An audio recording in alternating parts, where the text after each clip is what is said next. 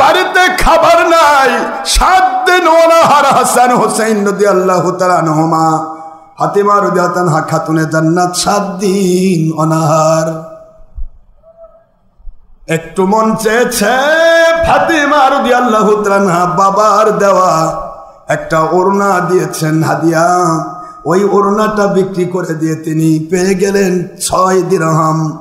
আরাম করে যাচ্ছেন, কিছু আনার কিনবেন, কিছু ডালিম ফল কিনবেন নিজের স্ত্রী পরিবারের জন্য, সন্তানের জন্য। রাস্তার সামনে দাঁড়িয়ে বলে এক ভিক্ষুক, ও গো নবীর জামাতা সাহাবী, দীর্ঘ 3 দিন না খেয়ে আসি, খাবার খাই নাই, আমাকে কিছু দান করুন। হযরত আলী বলেন, বুঝতে পেরেছি আমার মালিক, আপনার হাবিব বলেছেন সবচেয়ে বেশি পরীক্ষা করবেন নবীদেরকে, তারপরে যে যত বেশি নবীর সুন্নাহর ভিত্তিতে চলবে তাকে আপনি তত বেশি পরীক্ষা করবেন। বুঝতে পেরেছি আমার পরিবার খাওয়ার জন্য আপনার ইচ্ছা নাই, ইচ্ছা আছে এই ফকিরকে খাওয়ানো, এটাও পরীক্ষা, পরীক্ষায় হেরে যেতে পারবো না। দিয়ে দিলাম 6 দিরহাম, আমি ফকিরকে দান করে দিলাম। টাকাটাও তো তার না, নবী নন্দিনী ফাতিমা রাদিয়াল্লাহু তাআলা আনহার ওড়না বেচা টাকা।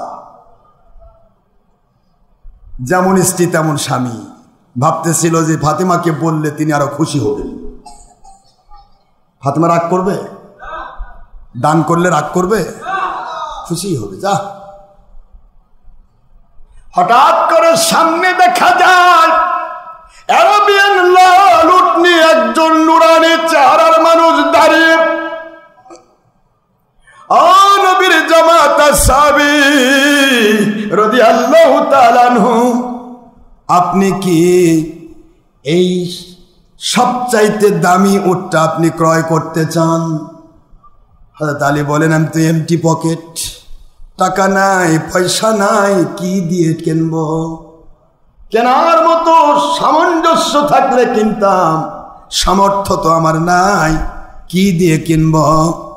লোকটি বলেন, এই মিনা বাজারে আমি নতুন, আমি তো কিনতে বেচতে পারি না, আপনি যদি কিনতে চান একটা দাম ধরে নিয়ে নেন, বিক্রি করার পর আমাকে সেই টাকা দেবেন।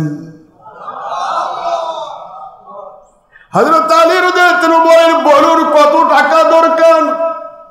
তিনি বলেন, আপনি আমাকে 100 দিরহাম দিবেন। কয়শো দিরহাম? 100 দিরহাম দিবেন। আলী বলেন, ঠিক আছে দিন আমাকে। নিয়ে নিলেন।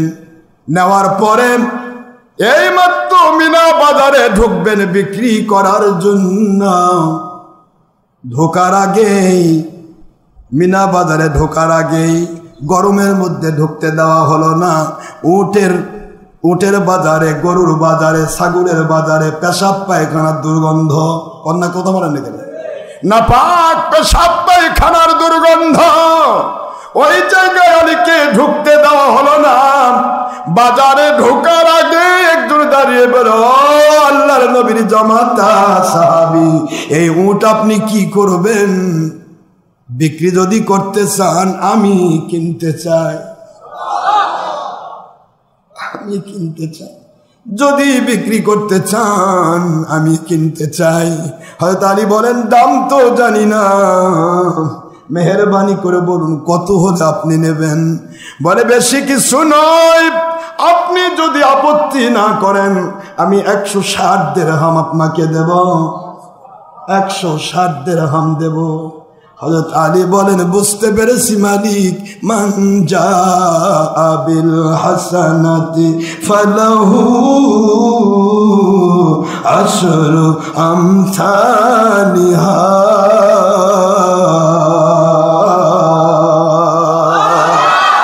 কোরআন শরীফের সূরাতুল আনআম 160 নম্বর আয়াত শরীফ, আল্লাহ বলেন, যে ব্যক্তি আমার রাস্তায় একটা অংশ দান করে আমি তার বিনিময় কমের পক্ষে 10 গুণ দান করি।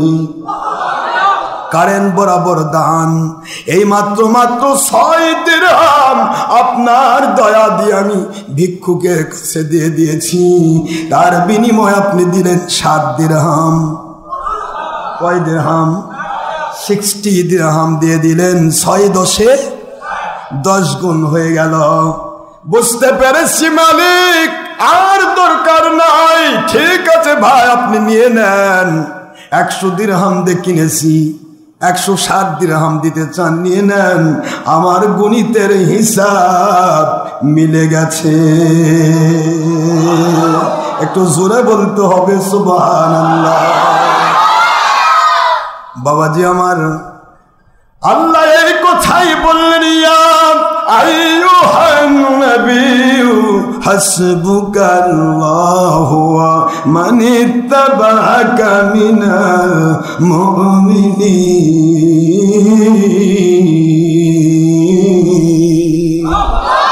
আল্লাহ রাব্বুল আলামিন এই কথাই বললেন কোরআন শরীফের সূরাতুল আনফাল 64 নম্বর আয়াত শরীফে, নবীজি গো, আপনার জন্য আমি যেমন যথেষ্ট, আপনাকে মানার মতো মানবে যারা, আপনাকে ভালোবাসার মতো ভালোবাসবে যারা, 1,00,000 কোটি মুমিন দাবিদার থাকবে, ওদের মধ্য থেকে আমি ওই মুমিনদের জন্য যথেষ্ট হয়ে যাব, যে মুমিনেরা আপনাকে ভালোবেসে মানার মতো মানবে।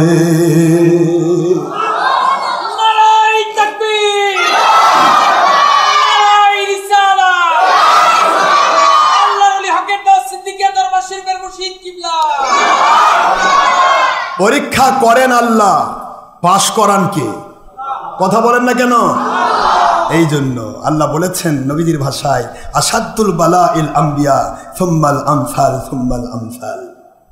হুজুর বলেছেন সবচাইতে বেশি পরীক্ষা করা হয় নবীদেরকে, আর নবী রাসূল আলাইহিস সালামের গোলামি যারা বেশি করে তাদেরকে ওই রকমই পরীক্ষা করা হবে। নবীদেরকে যেমন গায়বী মদদ দিয়ে পাশ করে দেওয়া হয়েছে, নবীর গোলামদেরকে ওইভাবে পাশ করে দেওয়া হবে। হুজুরে বলেন না সুবহানাল্লাহ।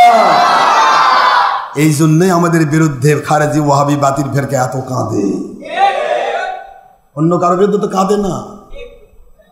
অহংকার নয়, মালিকের গোলাম হতে চায়। যে যত বড় দরজার বড় গোলাম, সে তত বড় দরজার বড় অলির মাকাম আল্লাহর পক্ষ থেকে পেয়ে যায়। গোলামি করা আমাদের দায়িত্ব। এ গোলামি তো মালিক দয়া করেছেন। একটি জিনিস ভাবতেও মজা লাগে, সকল বাতিল কোম্পানি জেনে শুনেই তো ভয় পায়, না জেনে ভয় পায়, জানে দেখে তো ভয় পায়। এই ভয় পাওয়াটাও হকের দলিল। আপনি যাকে ভয় পান না তাকে আপনি গুনবেন, যাকে ভয় পাবেন তাকে গুনবেন। কোথায় যাচ্ছে, কি করতেছে, দেখি তো কি হলো, এই কি হলো, কি বোধহয় বলে। কিন্তু যাকে ভয় পান না তার কোনো খবরই নেবেন না। আমরা কখনো খবরই নেই না কার কয়টা মাহফিল হচ্ছে, কিন্তু আমাদের একটা মাহফিল নিয়ে ওদের ঘুম হয় না। লিখে দিয়েছে ডিসির কাছে, আমরা আতঙ্কিত উদ্বিগ্ন, ডক্টর আশরাফ সিদ্দিকীর মাহফিল হলে আমাদের অস্তিত্ব থাকবে না। কথা বলছেন না কেন জোরে? তাহলে ভয়টা পাওয়া এটা আল্লাহর দয়া না? এইটা আমি বলছি। এ ভয়টা তো বগুড়ার অন্য কোনো মুন্সিকে পাইল না, কেউ গুনেন না। ও জি ভাই খারেজি ঠিক আছে ভাই, জি ভাই ওহাবি ঠিক আছে ভাই, জি ভাই শিয়া মুতাজিলা ঠিক আছে ভাই, জি ভাই কাদিয়ানি ঠিক আছে ভাই, সব জায়গায় যাই ভাই, সব খুশি করি ভাই, একা একা চলি ভাই, যা ইচ্ছা তাই করি ভাই, সবাই মিলে থাকি ভাই, একসাথে জাহান্নামে যাই ভাই। কোনোদিন তার শত্রু নাই, বোবার কোনো শত্রু নেই। হুজুর বলেছেন হক কথা বলা উত্তম জিহাদ, হক গোপনকারী বোবা শয়তান। বোবা শয়তানের শত্রু আছে, কিন্তু যিনি হক বলবেন তার শত্রু আছে না নাই? আর শত্রুতা যত করবে, মালিক বলে কেউ পিছে লাগলো, মনে রেখে দিও যারা পিছে লাগলো তাদেরকে ডাবিয়ে দেওয়া, আর যার পিছে লাগা হলো তাকে উত্তীর্ণ করে দেওয়া আমার দায়িত্ব। ওয়ামা হুম বিদারিনা বিহি মিন আহাদিন ইল্লা বিইذنিল্লাহ।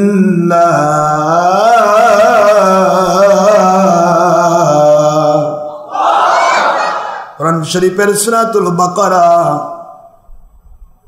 দ্বিতীয় নম্বর সূরা প্রথম নম্বর পারার শেষে 12 নম্বর রুকু 102 নম্বর আয়াতাংশ আল্লাহ পাক বললেন, সারা জগতের মানুষ তোমরা শোনো, আমি আল্লাহ যাদেরকে কবুল করে নেই, গোটা জগতের বাতিল যদি এক জায়গায় হয়ে যায়, ওদের একটা পশম তোলার ক্ষমতা আমি কাউকে দেই না। জোরে বলুন সুবহানাল্লাহ। ومن يتوكل على الله فهو حسبه।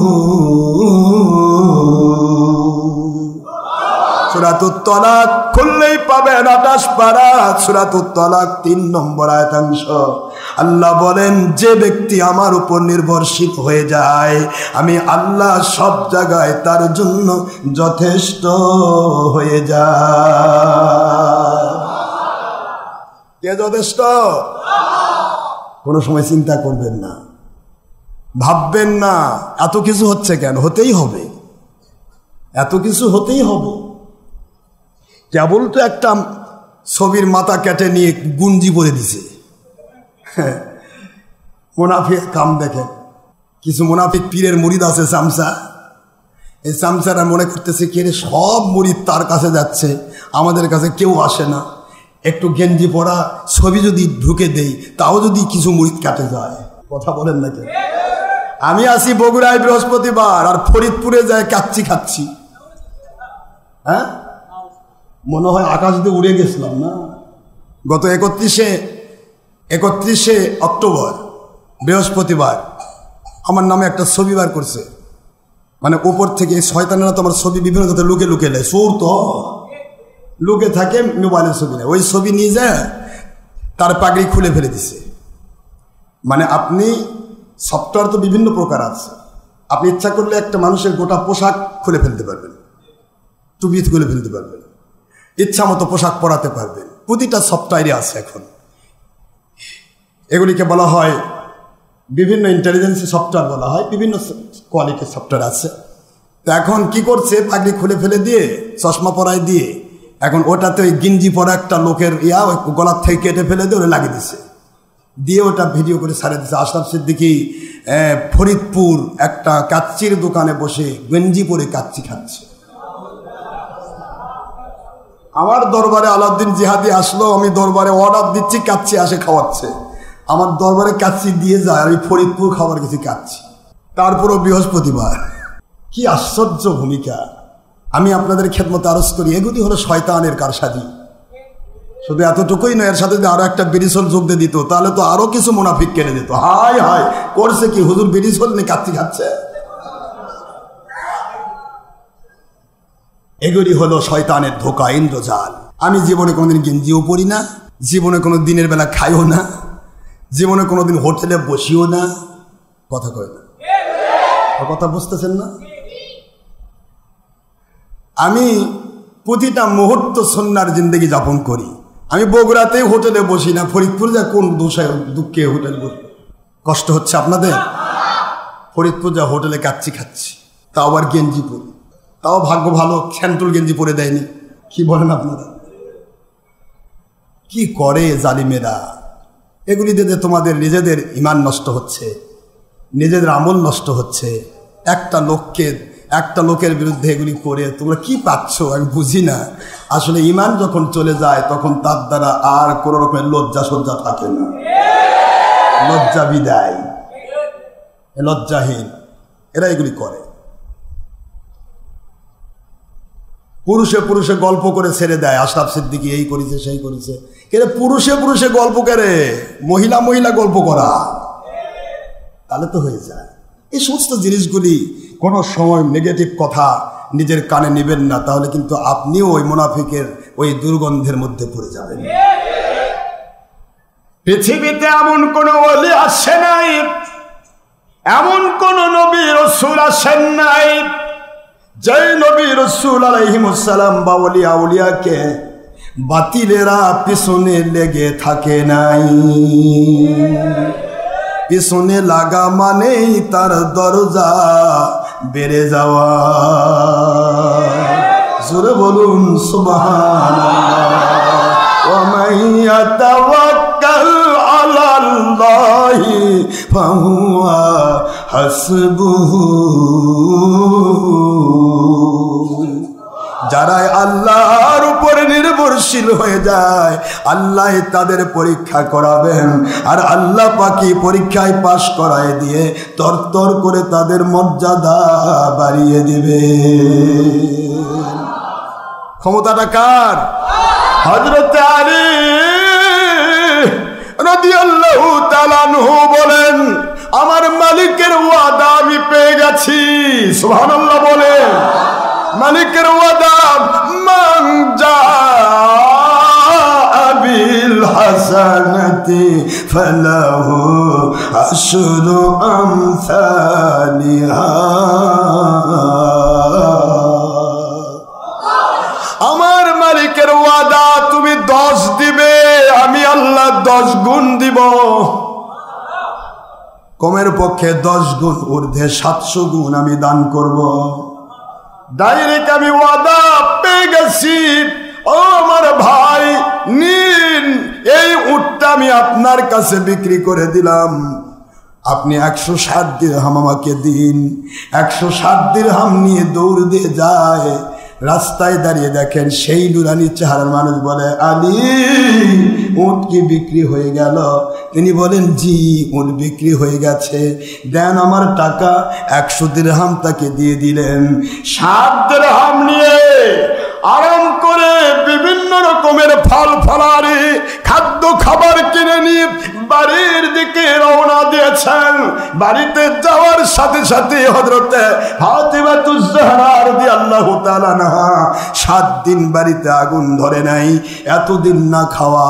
সেই মানুষটি বলতেছে, ও নবীর জামাতা, একটা ওড়নার দাম তো এত হওয়ার কথা নয়। একটা ওড়নার দাম তো 5 থেকে 6 দিরহাম আজকের বাজারে হতে পারে। আপনি এত টাকার ফল ফলারি কোথা থেকে নিয়ে আসলেন? নিশ্চয়ই শয়তান ধোঁকা দিয়েছে। আপনি কোথায় গিয়েছিলেন? কি টাকা কোথা থেকে নিয়ে আসলেন? আমরা না খেয়ে দুনিয়া থেকে বিদায় হয়ে চলে যাব, কিন্তু কোনো প্রকার হারাম খাবো না।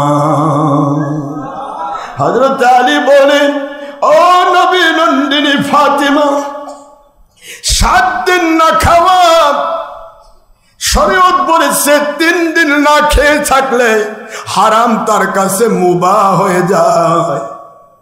7 দিন না খাওয়া, তারপরেও আপনি স্বামীকে প্রশ্ন করছেন, আপনার স্বামী কি এমন কোনোদিন অন্যায় কাজ করবে?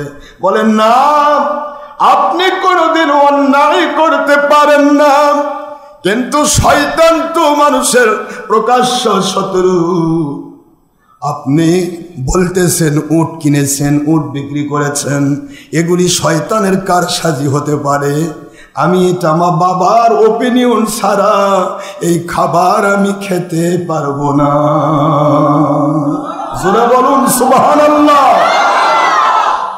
এই খাবার আমি খাইতে পারবো না। মুহূর্তের মধ্যে দৌড় দিয়ে যায় আমার নবীজির কাছে। নবীজি পাক সাল্লাল্লাহু আলাইহি ওয়াসাল্লাম ফাতেমা রাদিয়াল্লাহু তাআলাকে দেখে মুস্কি মুস্কি হাসেন।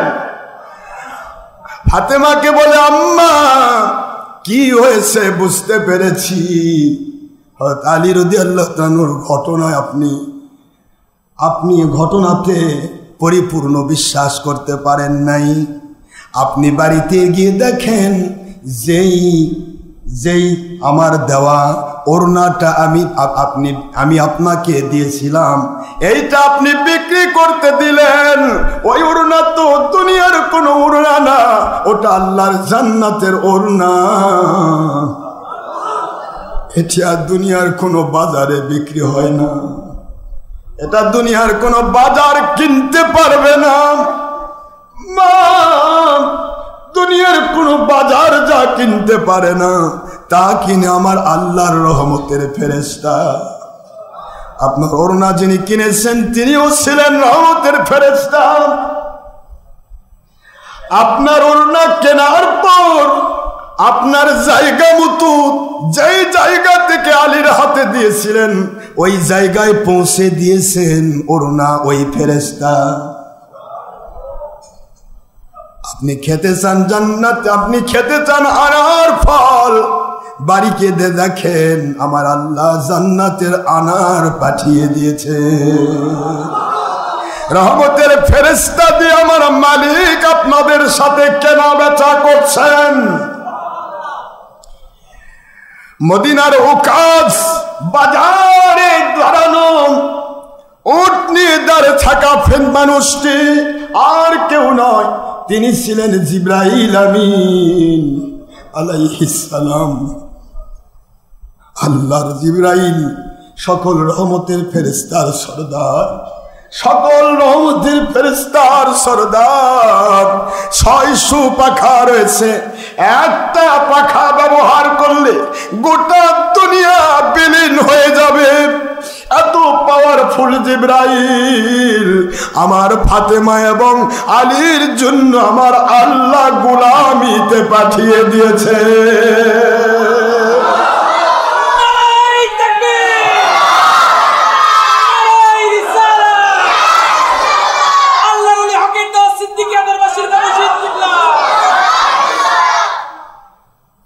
আর বাংলার মুন্সি কি কয়, আমার নবীকে নাকি জিবরাইল শিক্ষা দিছে। আরে জিবরাইল তো নবীর গোলামের গোলাম।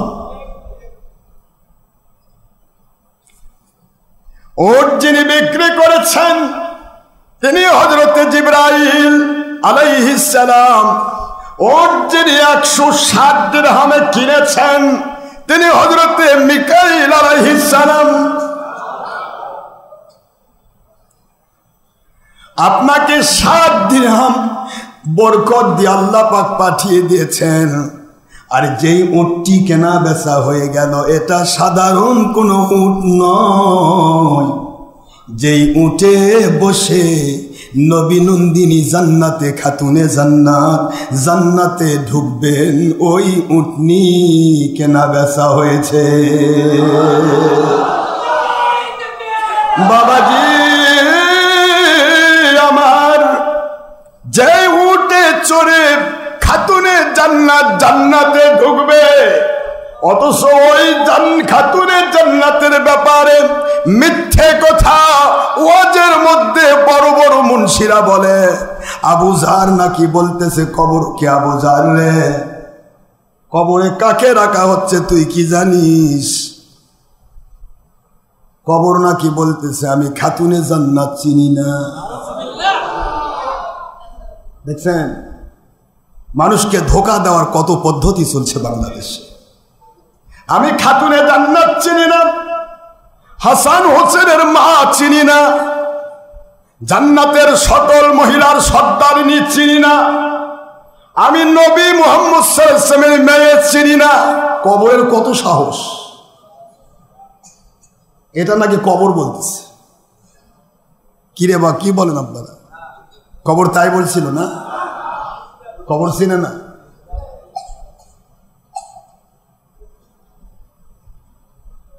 আপনাদেরকে আমি কি বোঝাবো? যার জন্য জান্নাত অপেক্ষা করছে স্বাভাবিকভাবে জান্নাতে ঢুকবে না। জান্নাতি উটনির উপর, লাল উটনির উপর চড়ে খাতুনে জান্নাত জান্নাতে ঢুকবেন সকল জান্নাতি মহিলার সরদারিনী, জান্নাতের পুরুষের সরদার হাসান হুসেইনের আম্মাজান, দোজাহানের বাদশার মেয়ে কবর বলে চিনে না। একটু পিছে আসি, কবর চিনে না, পিছে আসি। এই ওয়াজগুলা যারা করছে তাদের এক ওস্তাদের নাম ছিল আশরাফ আলী থানভী। নাম কি? আশরাফ আলী থানভী তার জামালুল আউলিয়াল কিতাবের ভিতরে লিখেছে, তিনি লিখেছেন আল্লাহর হাবিবের হাদিস আছে বুখারীতে, ইন্নাল্লাহ ইস্তাহি আনি শাইবা, যে মানুষগুলি দাড়ি চুল পেকে যায়, চুলদাড়ি পেকে যায়, চুলদাড়ি সাদা হয়ে যায়, এই মানুষগুলি এদের দোয়া ফেরত দিতে আল্লাহ লজ্জা পান। এই কথা একজন লোকের, এই একজন শ্রোতা সাধারণ মানুষ, তার ভিতরে খুব ইফেক্ট করলো, কিন্তু লোকটার চুলদাড়ি পাকে নাই। কষ্ট হচ্ছে আপনাদের? আশরাফ আলী থানভীর গল্প করতেছি, এটা তার কিতাব জামালুল আউলিয়াতে এসেছে। তিনি লিখেছেন এই লোকটির ভিতরে তাসির হলো যে চুলদাড়ি সাদা হলে আল্লাহ নাকি তাকে দেখে লজ্জা পায়, তার গুনাহ মাফ করে না করে দিয়ে লজ্জা পায়, তাকে শাস্তি দিতে লজ্জা পায়। তার ভিতরে তাসির হলো, তার চুলদাড়ি পাকে নাই, কালো কুচকুচে চুলদাড়ি। বাড়িতে গেছে, যাই বলে বেটাদেরকে বলে, বাবা আমি কখন মরবো জানি না, যখন মরবো আমার একটা ওসিয়ত থাকলো, তোমরা এই আটা দিয়ে আমার চুলদাড়ি সাদা করে দিবা। এটা আশরাফ আলী থানভীর কথা। খুব কষ্ট হচ্ছে? আল্লাহকে ধোকা দেবে। চুলদাড়ি পাকে নাই, আমার মৃত্যুকালীন ওসিয়ত থাকলো, যদি এই কাঁচা অবস্থা আমি মরে যাই, তাহলে তোমরা আমার এই চুলদাড়িতে আটা লাগিয়ে দিয়ে সাদা করে দেবো, ওযু গোসল সব করাই দিয়ে আটা দিয়ে সাদা করে দিবা। আল্লাহ পাকের ইচ্ছায় কয়েক সপ্তাহের মধ্যে লোকটা মারা গেছে। মারা যাওয়ার পরে হুজুরদেরকে কি বলছে, হুজুর আমার আব্বা তো এই ওসিয়ত করেছিল, ওই মৃত্যুকালীন ওসিয়ত মানা তো ওয়াজিব, খারাপ তো কিছু নয়, হয়তো একটু আটাই দিবার কইছে, আর তো কিছু করিনি। ঠিক আছে, চুলদাড়িতে আটা মারে দাও। আটা গুলে, সিমেন্ট যেরকম রডত মারে দেয়, আটা গুলে চুলদাড়িতে মারে দিচ্ছে, সাদা করে দিচ্ছে, দিয়ে কাফনের কাফন পরে তাকে কবরে দিয়ে এসেছে। আশরাফ আলী থানভী সাহেব তার কিতাবের ভিতরে লিখতেছেন, আল্লাহর নবীর হাদিসের তাফসীর তার উপর পড়ার কারণে এই ব্যক্তিটার প্রতি আল্লাহ এত খুশি হয়ে গেলেন। একজন ব্যক্তি কাশফুল কবুর করে দেখে, এই লোকটি যখন কবরে রাখা হলো, কবরের মুনকার নাকির রাগান্বিত অবস্থায় তার কবরে ঢুকে গেল, প্রশ্ন করতে লাগলো, মার রব্বুকা ওমান দিনুকা ওমান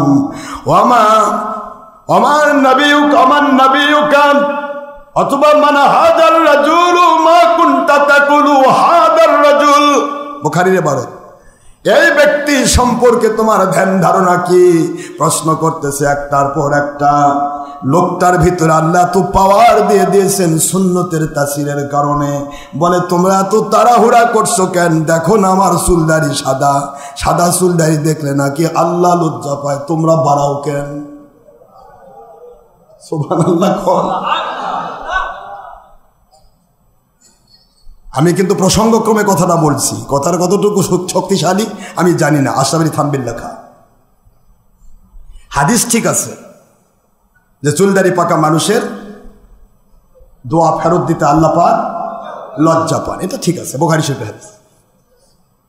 কিন্তু এই ঘটনা কতটুকু সত্য সেটা তারাই ভালো জানে, লেখা আছে তাই বললাম। এখন প্রশ্ন হলো, এটা তো তার হুজুর লিখেছে, এখন এই হুজুরের যারা চামচা তারা বলতেছে নবী না, নবীর মেঘ চিনে না, কবর নবীর মেঘ চিনে না, তাহলে নবীর সুন্নতকে ভালোবেসে আটা লাগানো লোক চিনে? কথা আমার কথা বুঝতেছেন না? ডিসিক চিনে না, ডিসির চামচাক চিনে। কবরের ভিতরে যখন বলতেছিল তোমরা তাড়াহুড়া করছো কেন, দেখো না আমার চুলদাড়ি সাদা। আল্লাহর নবী সাল্লাল্লাহু আলাইহি ওয়াসাল্লাম বলেছেন, চুলদাড়ি সাদা মানুষকে আল্লাহ পাক দোয়া ফেরত দিতে লজ্জা পান, আল্লাহ নিজেই লজ্জা পান, তোমরা এত তাড়াহুড়া করছো কেন? যেই মাত্র এমন কথা, মুহূর্তের মধ্যে আল্লাহর আওয়াজ আসতেছে, মুনকার নাকির রে, আমার নবীর হাদিসের প্রতি তারা খুব বড় মহব্বত, এই মহব্বতের তাসিরের কারণে ওর কবরের প্রশ্ন আমি তুলে নিলাম। প্রশ্ন করিস না, কবরকে জান্নাতের বাগান বানিয়ে দে।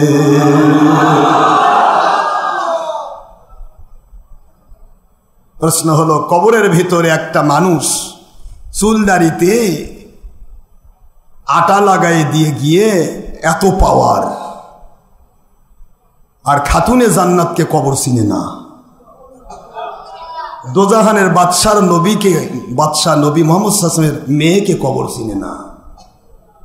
জান্নাতের সর্দার হাসান হোসেন আম্মাকে কবর চিনে না। কবর নাকি চিনে আমল। ঠিক আছে, কবর তো আমলই চিনে। ইবলিসের আমল বেশি না আপনার আমল বেশি? ইবলিস তো 6 লক্ষ মতান্তরে 9.5 লক্ষ বছর ইবাদত করেছে, আপনি কয় বছর করছেন? তাহলে তো আমলই যদি কবরে বাঁচত, তাহলে ইবলিস প্রথম কবরে জান্নাতে যাবে। নাউজুবিল্লাহ কন্যা ধরে। পাগলে কিনা কয়, ছাগলে কিনা খায়, লতা গুল্ম পাতা খায়, আর ফোঁস ফোঁস শব্দ হয়। মজা পায় কি না পায় আল্লাহ জানে। আমি এই কথাগুলো বলি দেখে আমার দোষ। রাগ হচ্ছেন না?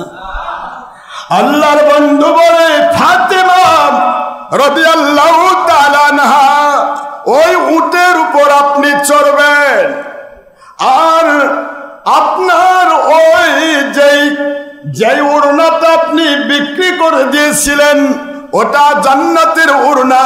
এর কাজ হচ্ছে এই উটের লাগাম হিসেবে ওড়নাটা ব্যবহার হবে। আর এই ওড়না ধরে যে নিয়ে যাবে আপনাকে জান্নাতে, তার নাম হবে একজন কাঠুরিয়ার স্ত্রী। জোরে বলেন সুবহানাল্লাহ।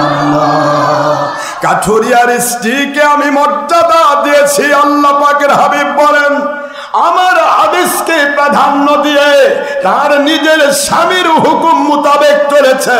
স্বামী থেকে আচল পরিমাণে দিক সেদিক করে নাই, স্বামীর হুকুম মোতাবেক জিন্দেগি যাপন করেছে। আমি নবীজির মহব্বতে তার জীবন যাপন করেছে।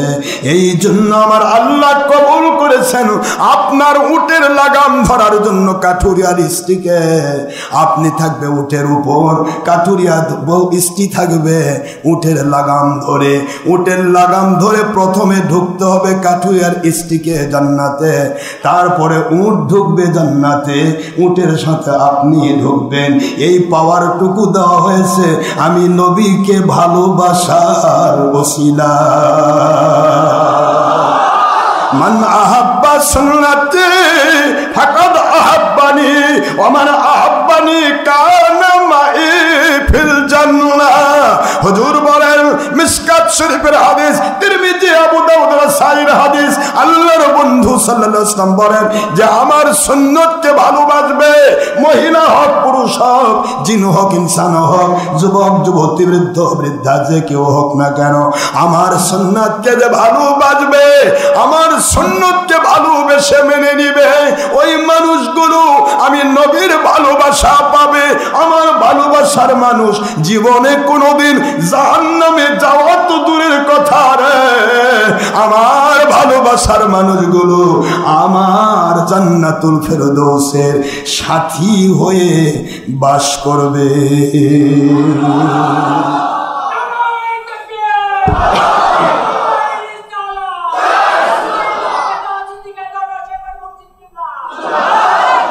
জান্নাতুল ফেরদৌসের সাথী হয়ে, আমার নবীজির জান্নাতের সাথী হয়ে তারা থাকবে কারা?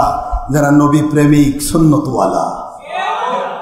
কাজে সাহাবীদেরকে যেমন ক্রিটিসিজম করেছে, আপনাকেও করতে হবে, সুন্নত আদায় হতেই হবে। আজকে আমার মুরিদদেরকে প্রতিটা এলাকায় যে 2-4টা মুরিদ আছে, খারেজি হকে টিটকারি করে, এ কি পড়ছে, এ পাগড়ি পেচ্ছে, এ রুমাল পরিছে, এ কি টুপি পরছে।